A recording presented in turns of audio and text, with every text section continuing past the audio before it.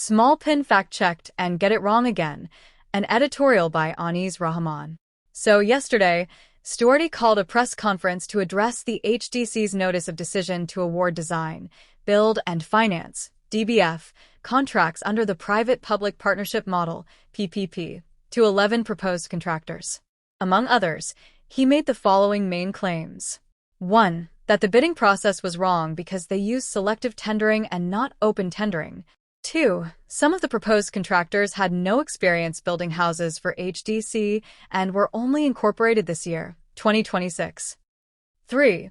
Where is the government getting $3.4 billion to pay contractors from, and they can't pay nurses or public servants?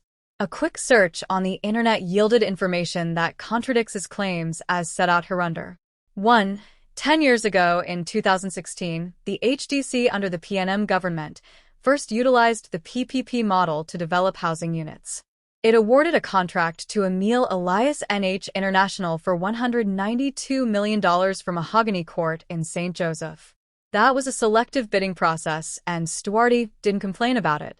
2. I searched the company's registry online database, and I can say with certainty that none of the 11 companies that were listed were incorporated last year or even the year before, 2025. Also, in 2016, when doing the sod turning for the Mahogany Court project, the then Prime Minister said that it was a test to see whether the private sector could build houses better than the public sector, the implication being that previously building houses for the HDC was not a limiting factor. 3. When using a PPP model of DBF, the prospective contractor has to finance the entire project themselves and then wait until the units are ready to be sold via pre-approved buyers within the HDC/TTMF database. No money is expended by the government at any point, and the government via the HDC receives the value of the land upon sale of the housing stock. Auxiliary issues. Under the OPR rules, both the RFP and the Notice of Decision to Award can be challenged, and the standstill period of 10 days is not out of the ordinary. As a matter of fact, if you go to the HDC's website and view its annual procurement plan, you'll see that the standstill period for all of its tenders are 10 days. The Notice of Decision to Award is not the award of contract itself. A conditional letter of acceptance is given to the prospective contractors outlining the conditions that have to be met for the signing of a contract, which includes things like performance bonds, insurance, work site plans, etc. Once those conditions are met, a contract that includes liquidated damages clauses is executed. With respect to the business efficacy of the DBF arrangements, it does two main things.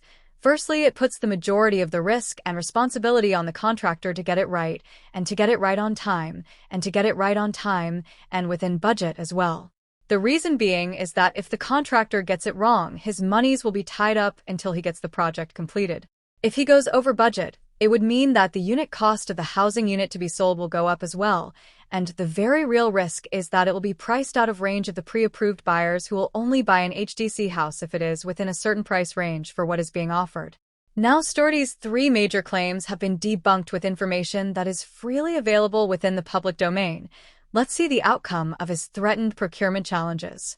Another PNM propagandist fails again.